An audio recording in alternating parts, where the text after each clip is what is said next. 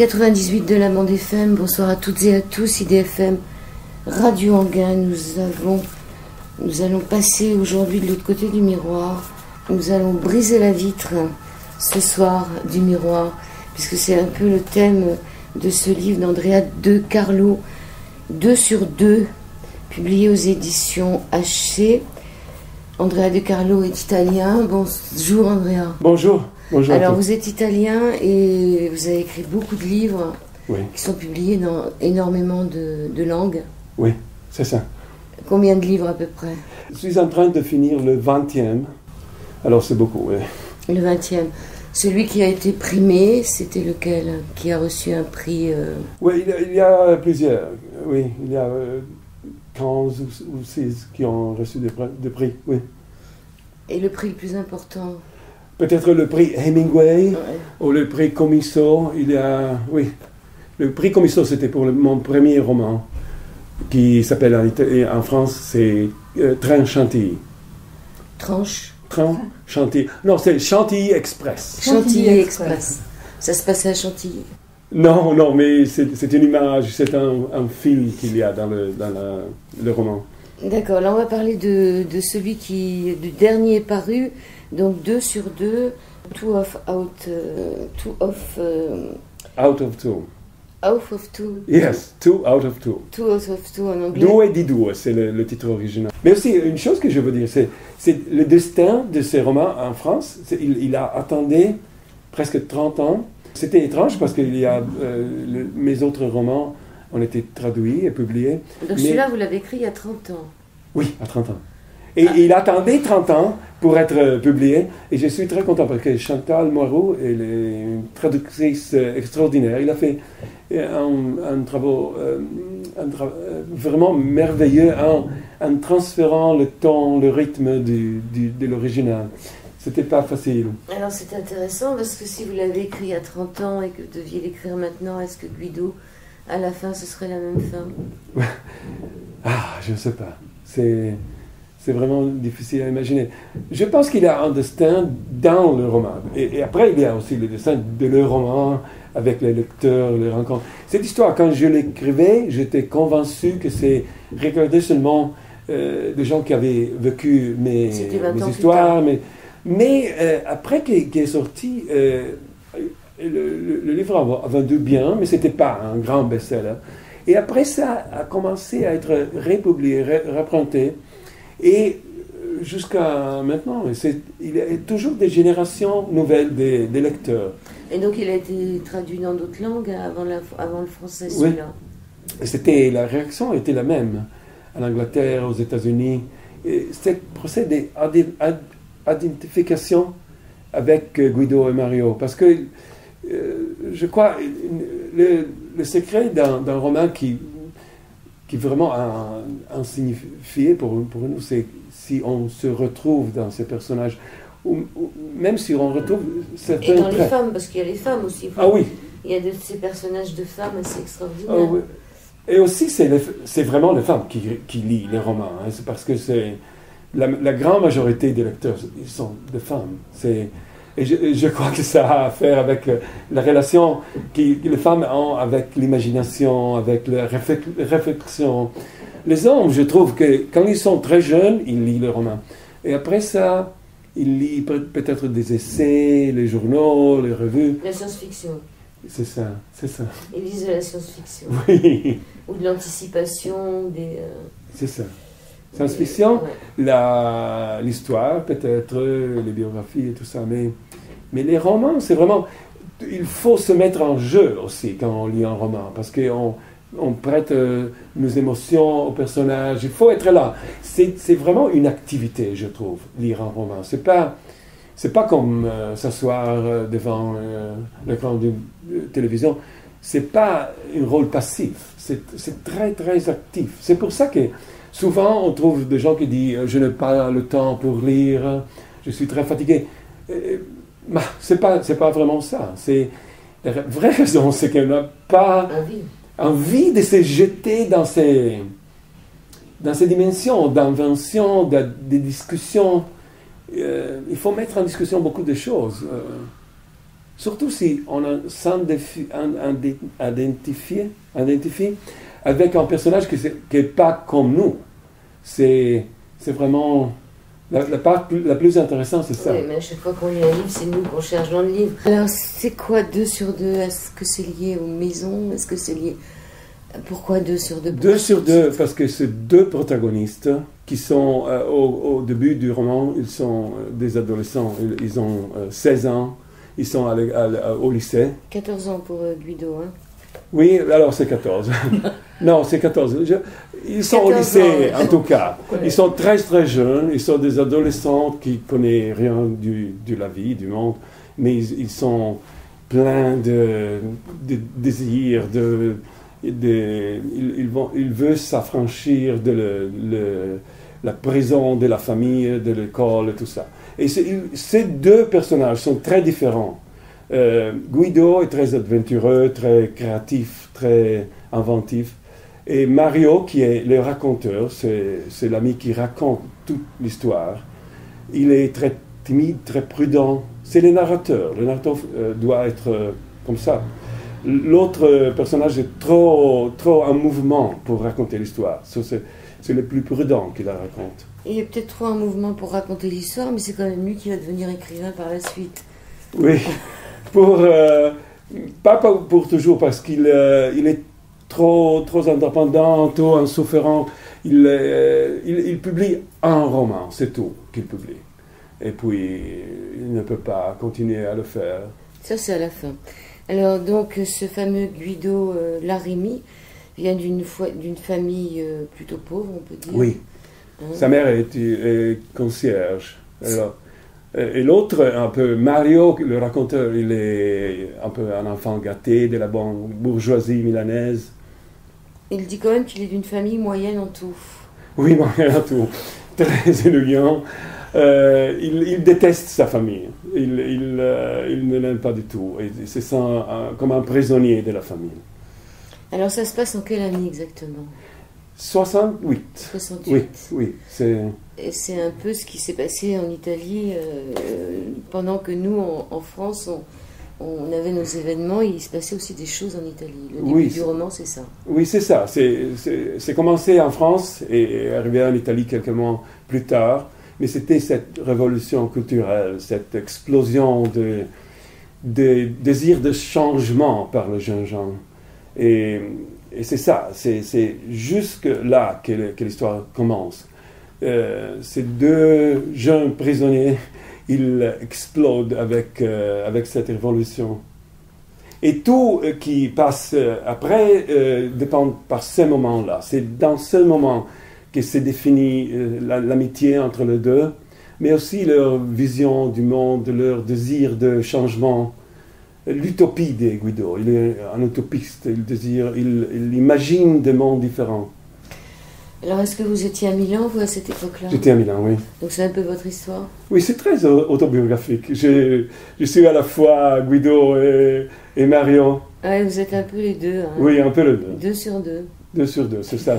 On peut le lire aussi comme une histoire d'un personnage divisé entre les 2 parties principaux. Alors, sur la condition sociale des professeurs à cette époque?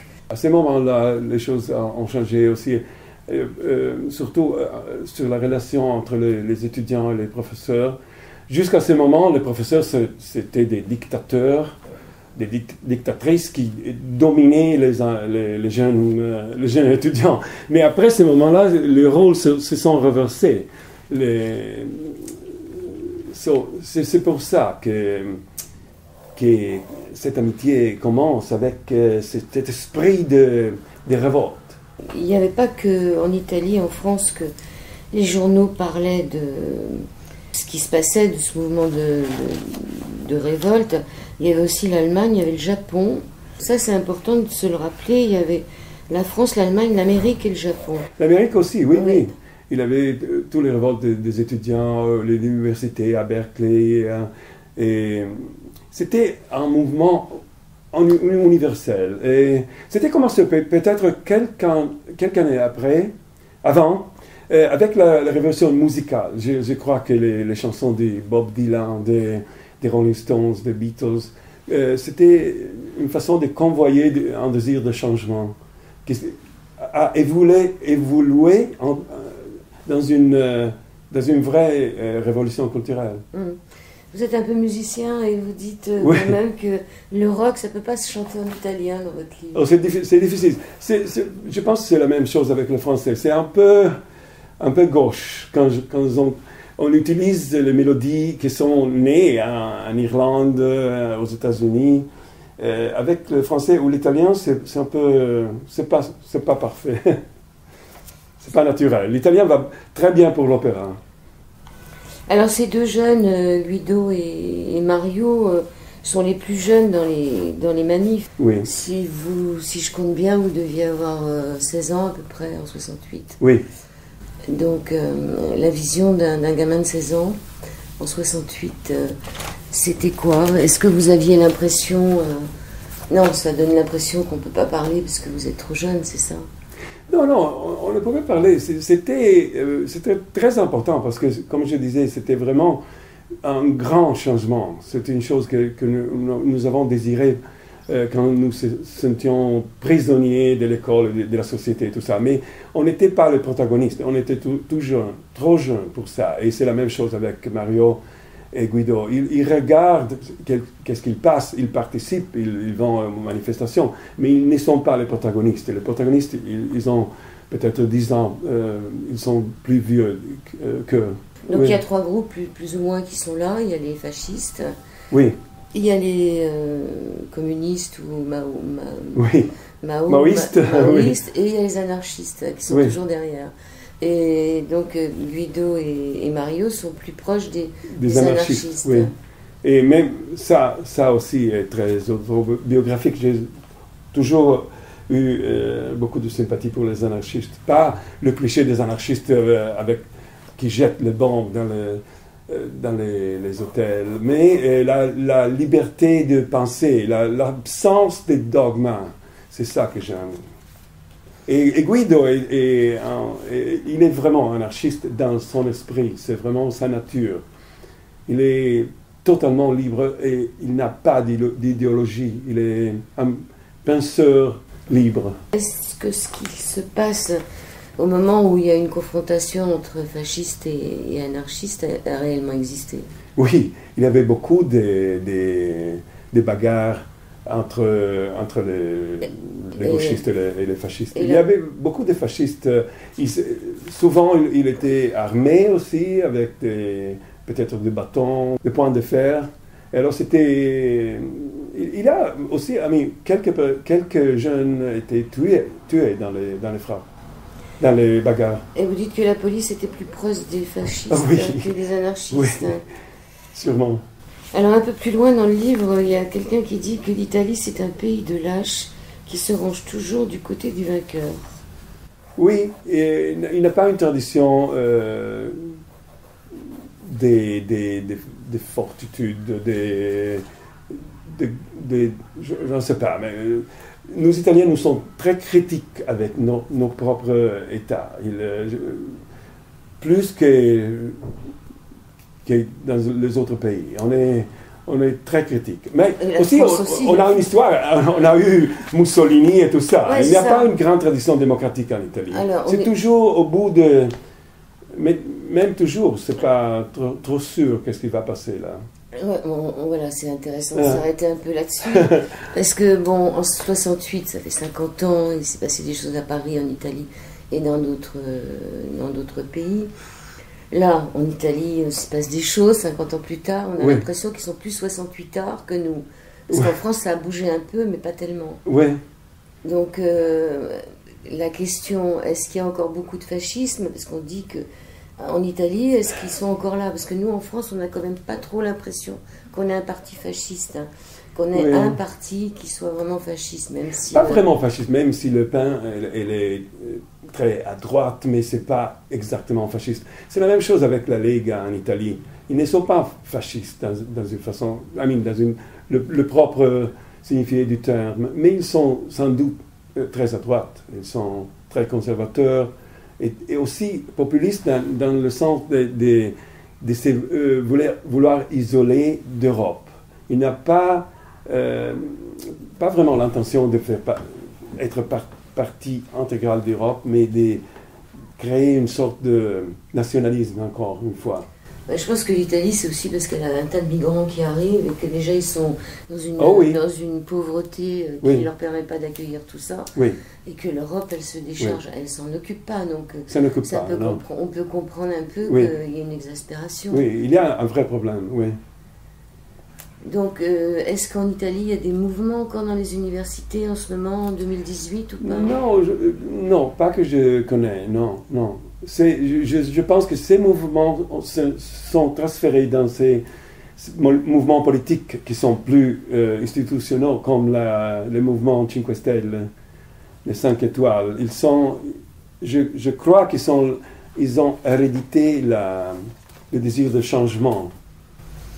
Alors vous écrivez, c'est drôle dans votre livre, qu'il ne fallait pas, les étudiants fachos de l'époque chez vous ne supportaient pas que les gens soient en tennis. Ah oui. Et donc c'était comme ça que vous pouviez montrer que vous n'étiez pas de leur parti quelque part, en tennis. Et il y avait une autre chose aussi. Oui, à ce temps-là, ce n'était pas nécessaire de faire un grand geste des révoltes. C'était les petites choses. Avec les cheveux longs, mais aussi c'était un peu long sur les oreilles. Ce n'était pas nécessaire d'avoir les cheveux vraiment longs. Il y avait une uniformité incroyable aujourd'hui. Milan aussi, la ville, a changé beaucoup en ces 30 ans. C'était toujours... aujourd'hui, c'est une ville très cosmopolite. Il y a gens de tout le monde. Mais alors, c'était très grise, très uniforme, très conformiste. C'était une ville très oppressive pour moi. Mais je crois qu'à Paris, c'était pareil, les étudiants... c'est probable. Donc, Guido dit qu'il n'y a rien d'inévitable dans le monde tel qu'il est maintenant, et qu'on peut changer. Il n'y a rien d'inévitable dans le monde tel qu'il est maintenant, et qu'il y a une possibilité d'un tas de mondes différents, mais qu'il suffirait de changer. Et la réflexion est que souvent, on pense que les choses sont comme ça parce qu'il n'y a pas une alternative. Il faut qu'ils soient comme ça. Mais il voit... au travers de l'écran, il sait que les choses pourraient être différentes.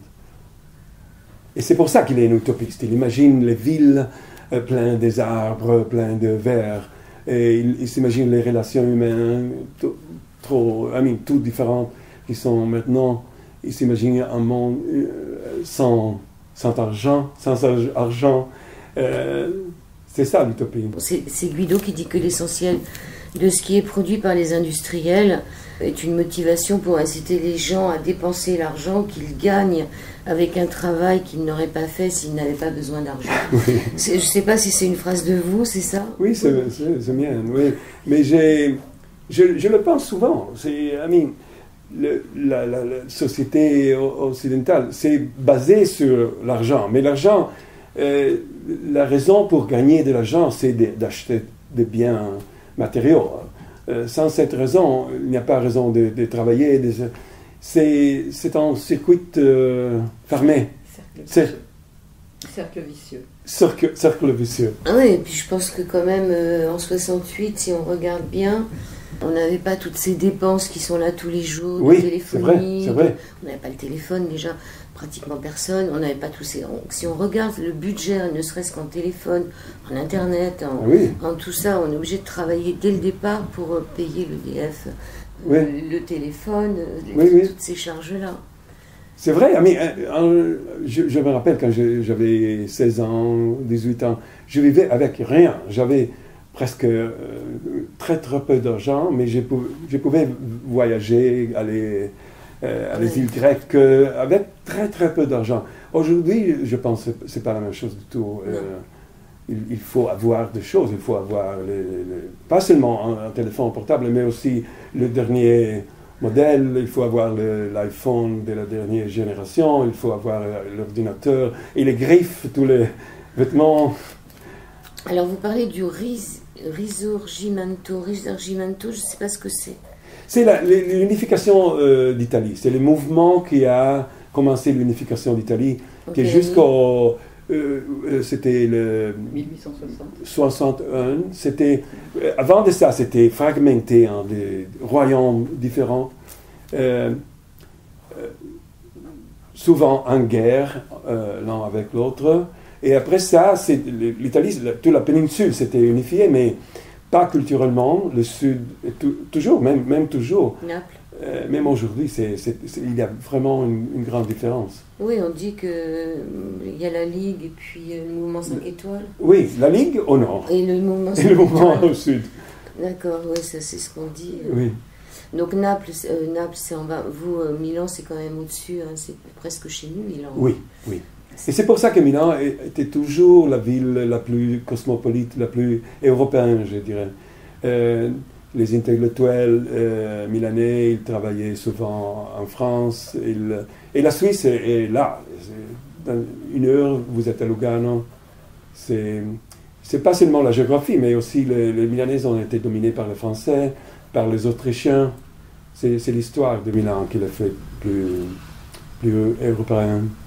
Alors ça nous fait sourire parce que vous parlez des pimps de Mao Zedong, Oui. ou des affiches de Mao. Alors c'est vrai que ça, moi je suis née dans les mêmes années, donc les pins on avait oublié, mais Oui. c'était très, très à la mode. Chacun avait sa façon de montrer Oui. ses appartenances. Maintenant, on n'a même plus le droit de mettre de croix autour du cou. Donc, Ah oui, oui. franchement, Oui. la seule appartenance qu'on puisse avoir, Oui. c'est si on met, comme vous le dites tout à l'heure, les marques. Oui, Hein, pas à l'intérieur comme c'était avant, mais à Oui. l'extérieur. à l'extérieur, Je oui. ne les citerai pas, mais sur les chaussures ou ailleurs, il faut montrer qu'on appartient à C'est telle vrai. catégorie. Donc Oui. c'est trop drôle. Oui. Alors j'aimerais que vous nous racontiez quand même, parce que bon, l'histoire démarre sur plusieurs années scolaires. Donc avant, on peut dire la Révolution de 68, et puis pendant et après, à un moment, Guido est interrogé par sa prof de latin. Il y a une façon que vous avez de définir les profs qui est assez extraordinaire, et elle lui demande de traduire un texte, et puis racontez-nous l'histoire des 3 petits cochons. Ah, oui. Est-ce que ça a été vrai? Ça a été vrai, hein? Oui, oui.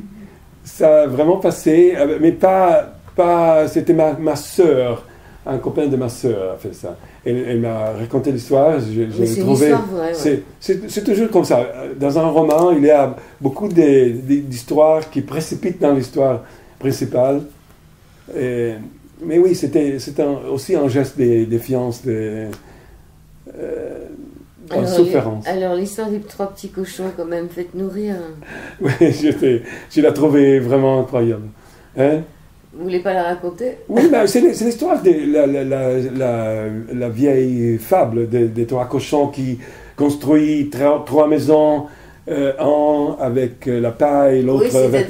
c'est la traductrice qui vous vous souvenez Oh, parfaitement, oui. Allez-y. Non, mais en fait, le professeur de latin, qui est, les horreurs qu'on a tous eues à cette époque-là, veut lui faire traduire un texte, et il avait déjà protesté auparavant en disant que c'était idiot de faire traduire des textes bourrés de difficultés juste pour piéger les élèves, que ce serait beaucoup plus intéressant de faire traduire un texte qui raconterait vraiment une histoire. Et donc là, le professeur l'interroge, lui demande de traduire, et très sérieusement, sans laisser rien apparaître, il se met à raconter l'histoire de Riri, Fifi, Loulou, les 3 petits cochons, et toute la classe est sidérée, le professeur aussi, qui reste sans voix pendant un moment parce qu'elle ne s'attendait absolument pas. Il ne laisse rien transparaître, il raconte, comme s'il traduisait vraiment le texte. Et c'est vrai qu'à l'époque, les élèves, les étudiants n'avaient pas le droit à la parole. Non, pas le droit à la parole. C'était un royaume de terreur. Et c'était, je me rappelle, le silence dans la classe. C'était absolu. On était vraiment dominé par le professeur. Il n'y a pas de dialogue. Aujourd'hui, c'est trop changé. Aujourd'hui, c'est souvent... Aujourd'hui, on n'entend plus le professeur. Souvent, on ne respecte plus le professeur. Quelquefois, les étudiants attaquent physiquement le professeur. Il y a eu beaucoup d'épisodes en Italie. Ici aussi. Mais c'est trop. Je veux dire, voilà, c'est oui, bien sûr, 68, oui. Ça a des bons côtés, mais ça a aussi des mauvais. Oui.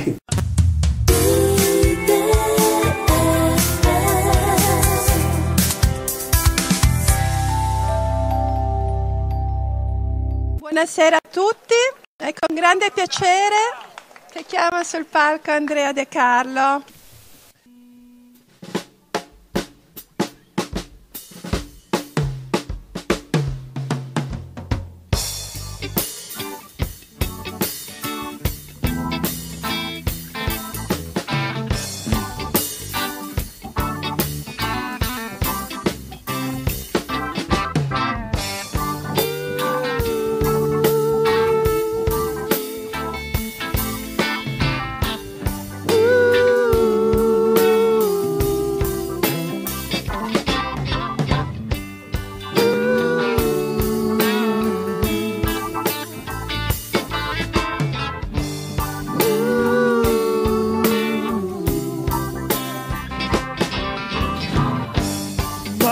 Take this, that's for me. I can't use it anymore. It's getting dark, too dark to see. Feels like I'm knocking on heaven's door. Knock, knock, knocking on heaven's door. Knock, knock, knocking on heaven's door. Knock, knock, knocking on heaven's door. Knock, knock, knocking on heaven's door.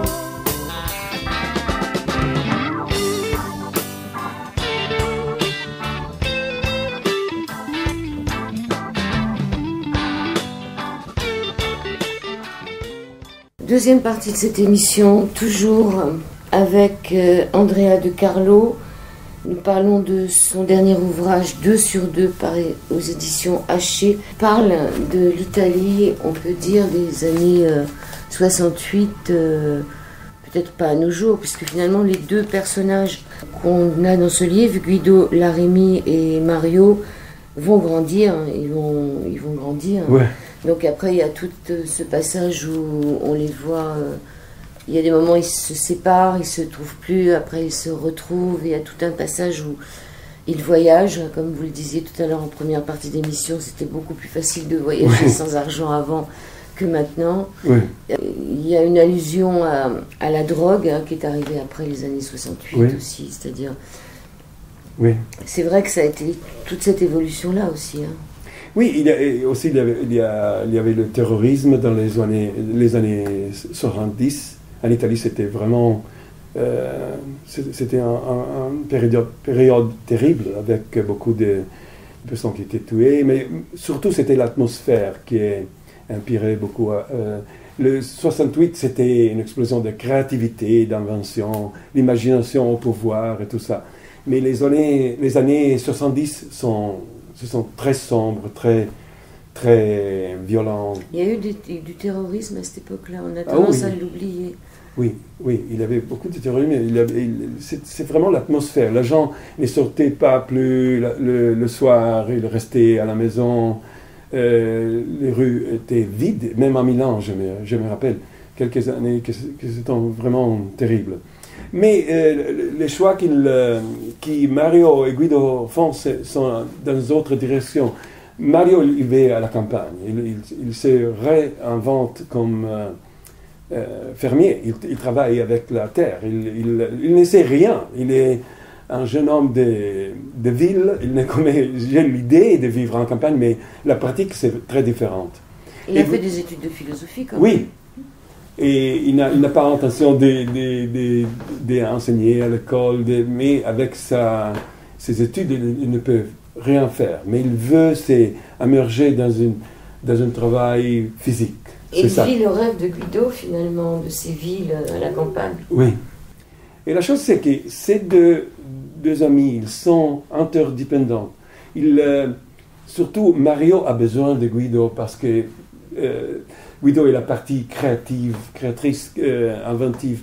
Et sans Guido, Mario est très peu. Il peut faire des choses, il construit des choses aussi. Et ça, c'est ce que Mario fait et que Guido n'est pas capable de faire. Il n'est pas capable de de se construire une vie, d'avoir une famille, de bricoler parce que finalement il bricole, il fait des jardiniers, il fait tout. Il fait tout. Il se trouve dans une situation où il faut qu'il fait des choses seulement pour rester vivant. Alors cette image de l'Italie telle qu'elle est, avec quelques paysans, on peut dire, qui se remettent un peu à la permaculture, qui se remettent un peu dans les champs, ça existe, puisqu'on a pratiquement plus en France de produits bio qui viennent de chez vous que de chez nous. Donc c'est parti plus tôt. On peut dire que ce mouvement de permaculture et de revenir aux origines de la culture, il est parti plus tôt en Italie que chez nous. Oui, c'est vrai. Et j'ai des amis qui se sont dédiés à l'agriculture biologique. Et maintenant, il y a un vrai marché pour ça. Même la grande distribution, finalement, on peut trouver des produits bio. Mais avant de ça, c'était très difficile. Il faudrait aller aux boutiques spécialisées. C'était très coûteux. Maintenant, c'est vraiment changé. Peut-être on y va plus en plus dans cette direction de la biologie.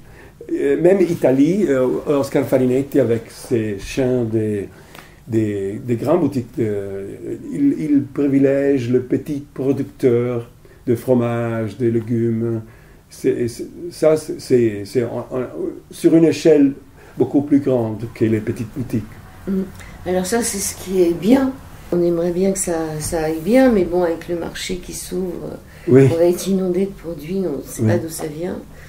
Et on a l'impression qu'il y a quand même de la résistance, on peut dire quelque part, mais que de l'autre côté, il y a une insistance à faire cette mondialisation qui fait que les peuples ne peuvent pas s'en sortir. Puisque dans le livre, à un moment, ça commence à bétonner, à mettre du béton pas très loin de chez eux. Est-ce que les Italiens sont plus optimistes que nous sur l'avenir des campagnes? Pas beaucoup. J'étais en Sicile l'année dernière. Même le coin on pense sont les plus protégés, où il y a les tomates Pacchino, des espèces de légumes qui sont très très particuliers. Mais même là, on voit des usines, il y a le béton. Le paysage est presque partout est très ruiné. Et l'agriculture n'était pas protégée comme il faudrait le faire. Non, je ne suis pas très optimiste. C'est seulement le petit producteur qui travaille dans une dimension familière qui fait quelque chose. Et heureusement, il y a un marché qui s'ouvre pour eux. Il y a un marché qui s'ouvre et ils ne demandent pas à gagner beaucoup, parce que quand on voit les finances de nos petits producteurs en France, il ne faut pas trop compter là-dessus. On peut survivre. Pour changer son portable tous les mois. Oui. Donc, à un moment, il dit qu'il faudrait mettre un coup de TNT sur le béton. Oui. Donc, 50. On a l'impression quand même que les grandes idées de cette époque-là, elles sont plus là. Que la jeunesse, elle est très contente de pouvoir... Oui, souvent j'ai la même impression. On pense que quelques idées sont passées dans la culture d'aujourd'hui, mais si on voit les jeunes gens aujourd'hui, par exemple, on peut dire le rôle de la femme est changé. Mais si on voit les adolescents aujourd'hui, c'est pas si vrai. Et je vois qu'il y a beaucoup de machisme chez les adolescents. Le rôle de la femme est toujours... c'est un peu... je ne suis pas convaincu que la révolution a vraiment eu lieu en transférant de la culture dominante toutes les valeurs qu'on a découvertes alors.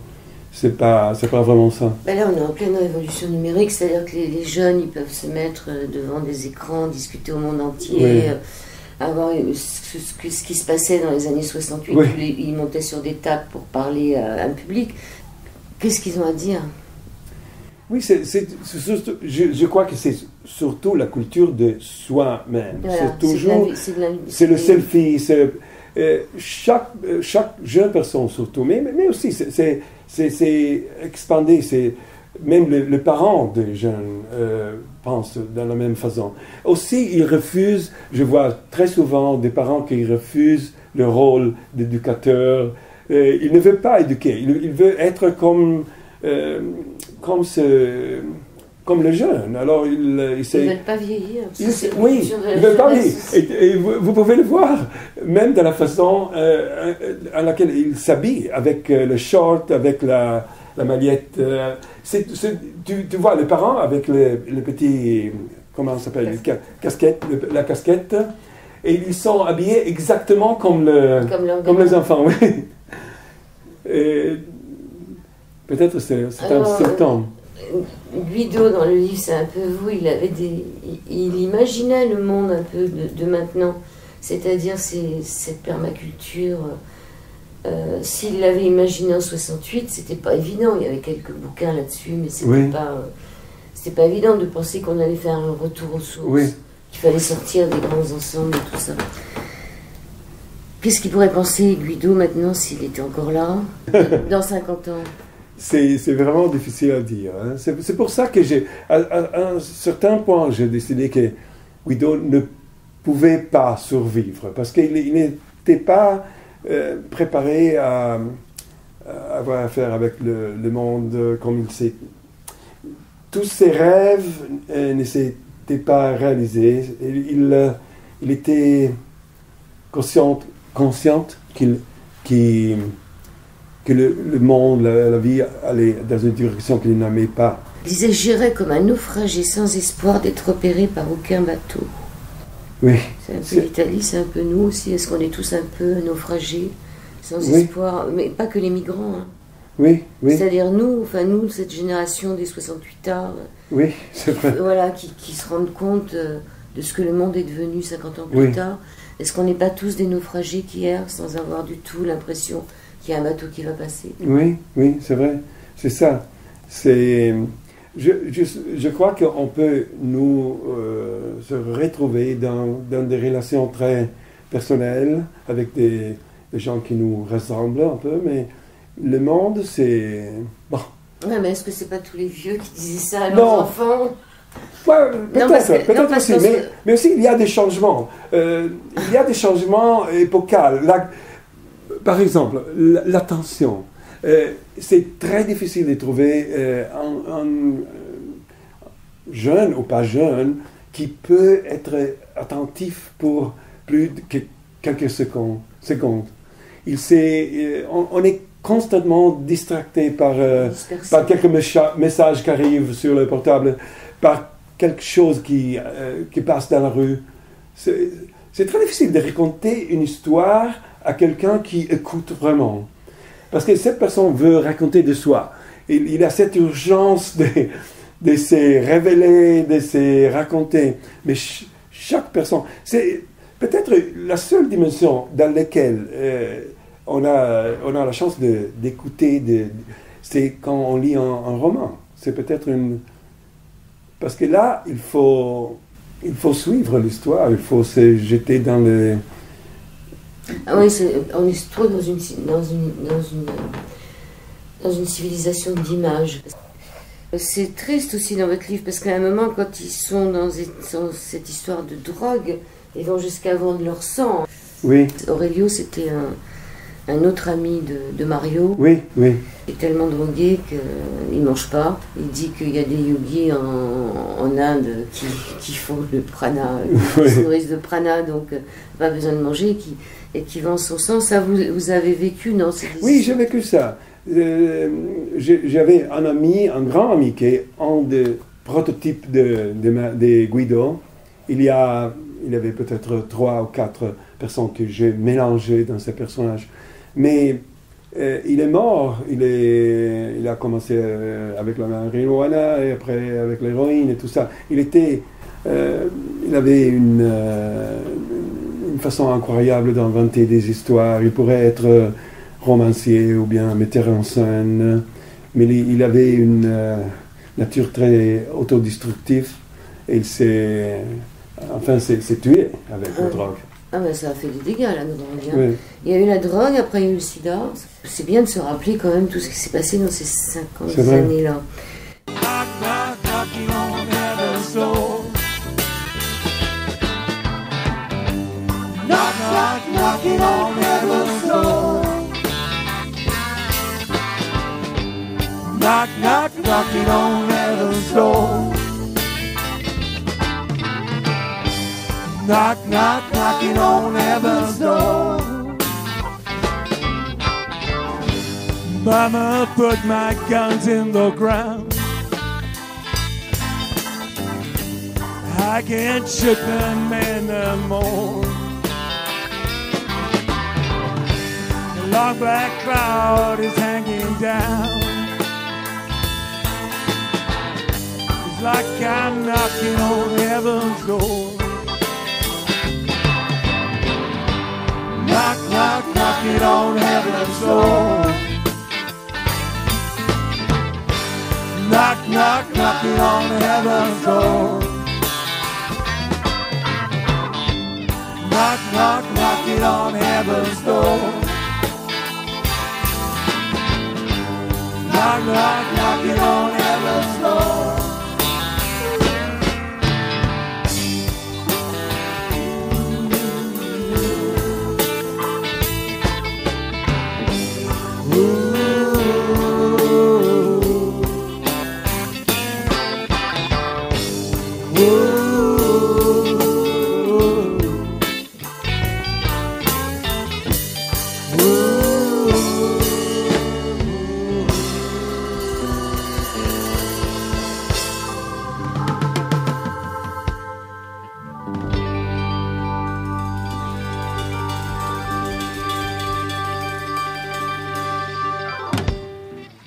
Il y a un beau passage aussi, là on avance dans le livre, hein, où Mario va se retrouver papa, et puis aussi Guido un peu plus tard. Et il y a deux naissances. Oui. Il y a une naissance de jumeaux qui se fait à la maison, à l'ancienne.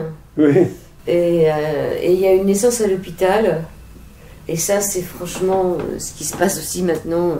Les hôpitaux sont devenus des... Je sais pas, on les voit alignés dans des pièces. Et c'est une très très belle image. Et surtout, ce que j'ai aimé, c'est qu'il y en a un des deux, je sais plus lequel, qui dit que quand ils naissent, ils sont si vieux. Oui, c'est ça. C'est l'impression que j'ai eue quand j'ai vu ma fille, quand l'infirmière, elle m'a donné la petite fille. Et j'étais choqué par l'apparence de sa petite créature. Elle était vraiment avec ses rigues, avec les yeux. C'était très très vieux. Oh non. Non, 1 sur 2. 1 sur 2, oui. Oui, mais ils ne sont pas tous ridés. Et puis il devient jeune. Oui. Après 3 jours, elle était déjà jeune, un jeune enfant. Mais avant de ça, c'était vraiment choquant. J'étais très choqué. Et j'imaginais l'expérience de la... C'est être la naissance dans un hôpital sur les surfaces de métal, la lumière au néon. C'est très choquant. Les murs blancs. Les murs blancs. L'odeur des désinfectants. Oui, moi j'ai été étonnée aussi de voir comment l'hôpital a changé. Il n'y a même plus une photo de bébé dans les couloirs. Il n'y a pas une fenêtre. Pas une fenêtre, c'est vrai. C'est vraiment. C'est vrai. C'est quoi ces arrivages-là de petits vieux, comme vous dites, qui peuvent se demander ce qu'ils font là. On va revenir sur le miroir. Vous dites que briser la vitre entraîne de tels changements en aussi peu de temps qu'il transforme un désir hésitant en réalité d'une seconde à l'autre. Oui. J'ai pensé à la condition d'un adolescent qui est une condition d'impuissance, parce qu'il a beaucoup de désirs, de choses qu'il voudrait faire, mais il n'a pas un vrai pouvoir sur sa vie. Peut-être aujourd'hui ça a changé un peu, mais la réalité reste qu'un adolescent ne gagne pas d'argent. Sans argent, il peut avoir beaucoup de cadeaux de ses parents, mais il ne peut pas faire, avec des exceptions, mais c'est très rare qu'une personne qui est très jeune peut faire des choses, vraiment réaliser ses rêves. Et alors, sa frustration s'accumule. Et alors, la recette de Guido, c'est de frapper. Parce qu'on a toujours l'impression, mais ce n'est pas seulement quand on est adolescent, mais on voit les choses au travers d'un verre. C'est toujours... on n'a pas de contact avec... c'est le miroir. C'est C'est le miroir, mais vous, c'est Oui. pas un miroir, c'est un verre. C'est-à-dire, oui, parce que le miroir, c'est un verre avec quelque ta chose derrière. réflexion. Oui. Mais briser la vitre par rapport au Oui. miroir, c'est quoi? Toutes les choses qu'on hésite à faire, Mm. les choses qu'on voudrait faire, mais on n'a pas le courage de le faire. Et c'est très souvent que ça passe. Même aujourd'hui, je trouve, j'ai des désirs que je ne crois pas que je peux réaliser. Je crois que c'est une condition très universelle. Je voudrais faire ça. Même s'il s'agit d'apprendre quelque chose, je voudrais apprendre une langue, ou peut-être à jouer un instrument, ou peut-être changer ma vie. Souvent, c'est possible, mais dans notre culture, nous sommes un peu comme sur un rail. Sur Oui, un rail. c'est un peu ça. On a choisi ces rails, et c'est ça. Mais est-ce qu'on les a choisis, ces rails? Bah, peut-être non. Est-ce qu'on n'est pas, dès la naissance, le petit vieux dans le berceau, mis sur un rail, non? Très souvent, ce sont les autres, la famille, Ouais, la société c'est qu'on nous mis sur le rail. Parce que Guido, lui, il venait d'une famille pauvre. Oui, D'ailleurs, au début, il en avait un peu honte. oui, On peut dire, il se cachait un peu. L'autre venait d'une famille moyenne. Mais finalement, celui qui est devenu riche, on peut dire, c'est Guido, s'il avait continué d'écrire. Oh oui. Celui qui est devenu plus pauvre, c'était celui qui était dans une famille C'est moyenne. vrai, c'est vrai. Donc, les choses s'inversent. S'inverse. C'est vrai. C'est vrai. Et souvent, le plus pauvre a plus de raisons de faire quelque chose pour sortir de sa condition. L'enfant gâté, il peut rester là, chez maman, chez la mamma italienne. C'est très souvent. On voit des hommes de 40 ans ou plus qui vivent avec les parents. C'est plus facile. Le fait que Guido et Mario soient complémentaires, il y en a un qui plaît énormément aux femmes. Hein. D'ailleurs, il lui Ouais. pique toutes les femmes qui lui plaisent. Toutes les femmes, d'ailleurs, sont plus ou moins amoureuses de Guido, on est d'accord. Oui. C'est toujours Guido qui brise le verre, le premier.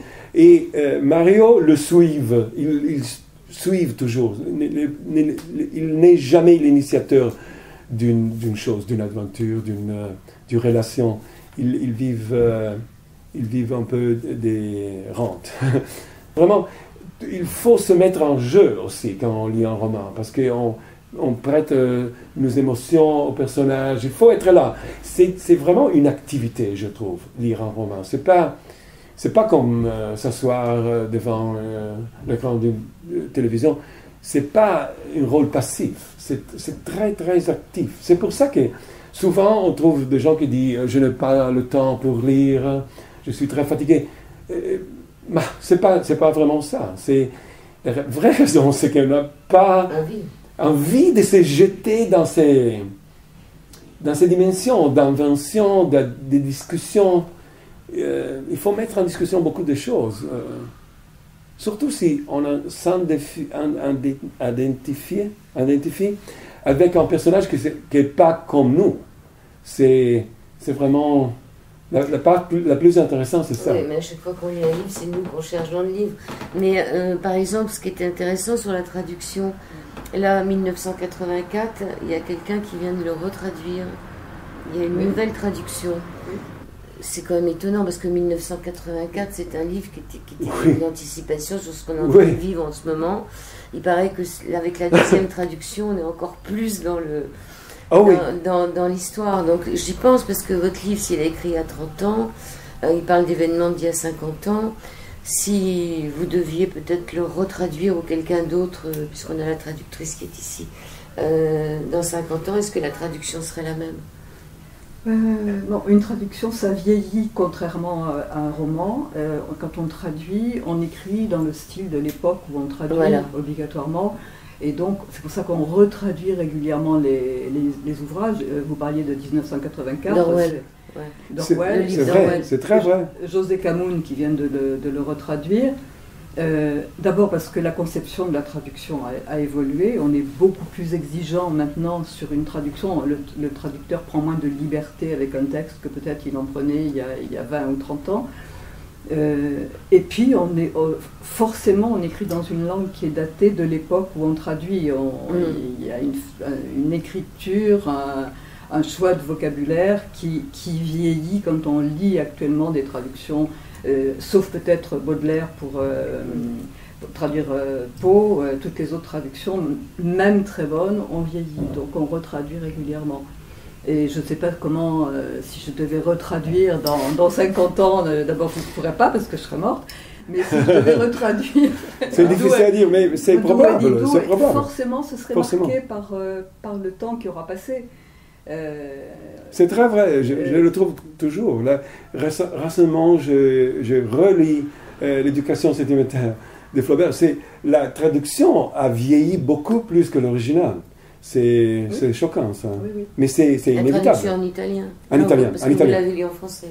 Je le relis dans une nouvelle traduction en italien, mais aussi je pris l'original français et j'ai confronté, et vraiment l'original est beaucoup plus actuel, plus vivant que la traduction. Oui. Andrea de Carlo, vous êtes parti sur un 24e roman. 20e. 20e. Je suis en train, j'espère le finir à la fin de l'été. C'est une histoire du point de vue d'une femme. Je me suis immersé complètement. C'est très intéressant pour un auteur mâle de s'imaginer comme une femme. Dans vos romans, déjà, il y a des femmes, donc oui. quelque part où vous imaginez.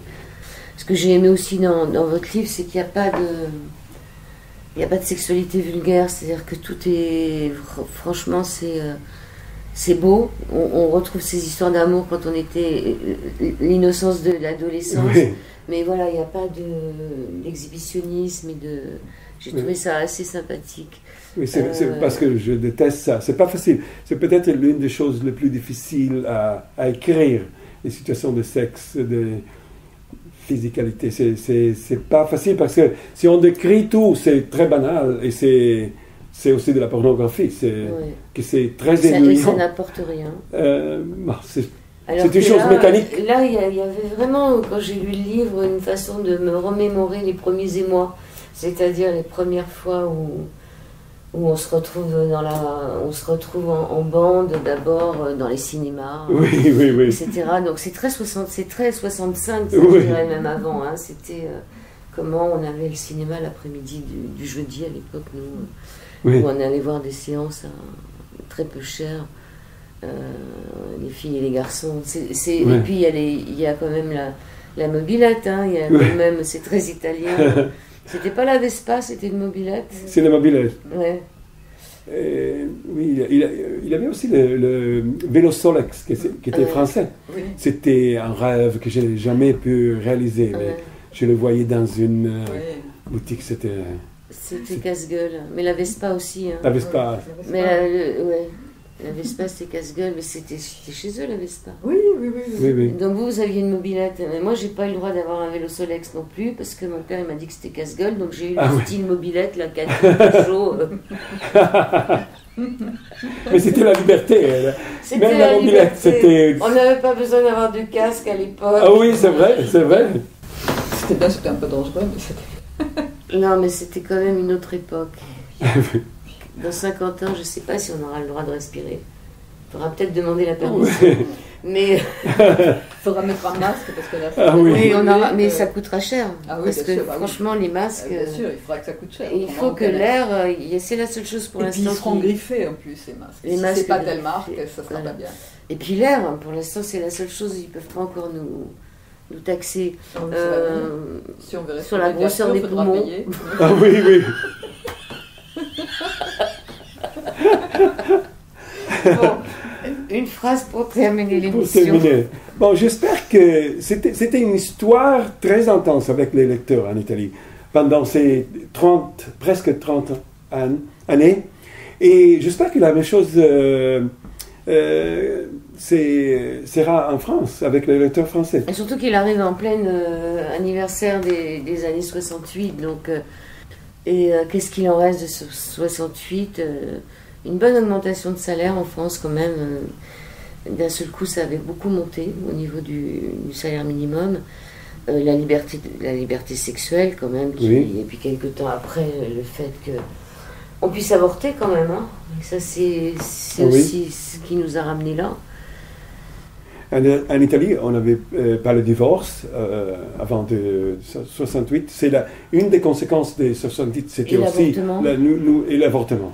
C'est les deux choses vraiment très importantes qui ont changé. La liberté sexuelle. Et oui, la liberté sexuelle. D'accord. Et une phrase du livre qui vous revient, une citation, quelque chose? Peut-être c'est le commencement du roman, quand Mario voit Guido sortir, et il y a cette gueule d'étranger. Il n'est pas uniformié à tous les autres étudiants.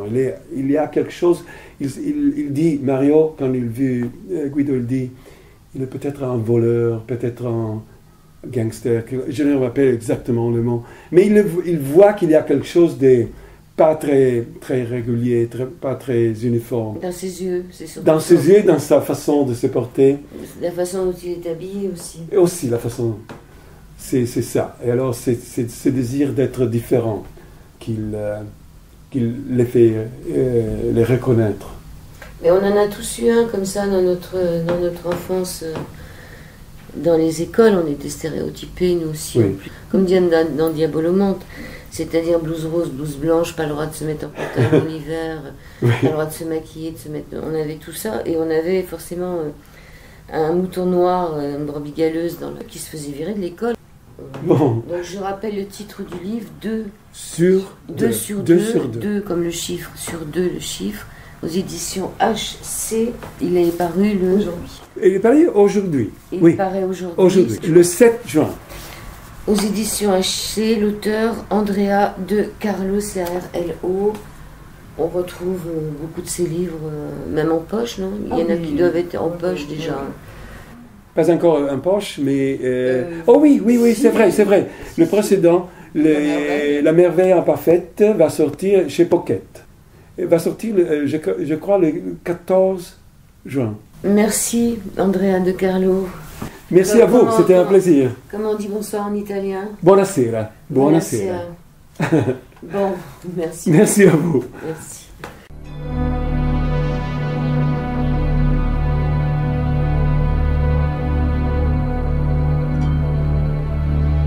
Sur les 98 MHz de la bande FM, chargez-vous en ondes positives.